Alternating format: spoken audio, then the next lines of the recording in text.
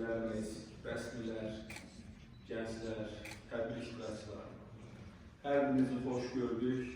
Mən də sizin hər birinizi həm qarşıdan gələn müəllimlər günü münasibətilə, həm eyni zamanda qarşıda tərcüməçilər günü gəlir. Bu gün münasibətilə təbrik edirəm. Eyni zamanda bir neçə gün bundan əvvəl biz dövlət suverenliyi gününü qeyd etdik. Bu günləri biz qalib xalq kimi qeyd edirik və dünən də anım günüdür. Allah bütün şəhidlərimizə rəhmət eləsin. Mən birinci tədbirin təşkilatçılarına təşəkkürümü bildirirəm. Yəni, Reading, eyni zamanda Günay xanıma maraqlı bir təqdimata görə həm Murad bəyə, həm Arzu xanıma təşəkkürümü bildirirəm. Və düşünürəm ki, bugünkü tədbirimiz çox önəmli bir tədbirdir.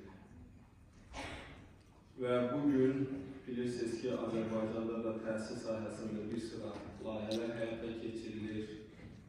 Son günlər ən çox müzakirə olunan məsələlərdən də biri dərsliklərdir və onların dil məsələsidir.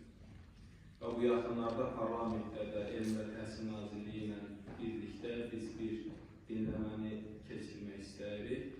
Və bu mənada bu kitabların ərsəyə gəlinməsi, ümumiyyətlə bu istiqamətdə tədbirlər, forumlar, mən düşünürəm ki, çox önəmlidir.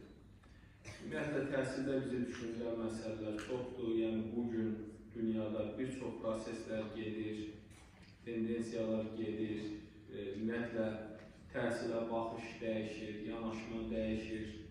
Getdikcə deyə bilərik ki, tərbiyə işi çox çətinləşir. Bəzilə bundan əvvəl biz otaqda olarkən öz aramızda danışırdıq Bənövşə xanımdan və getdikcə bizim qarşımızda daha çox mühüm vəzifələr və hədəflər durur. Çünki tendensiyalar, informasiyaların çoxluğu, süni intellekt və digər məsələlər var ki, bunlar bugün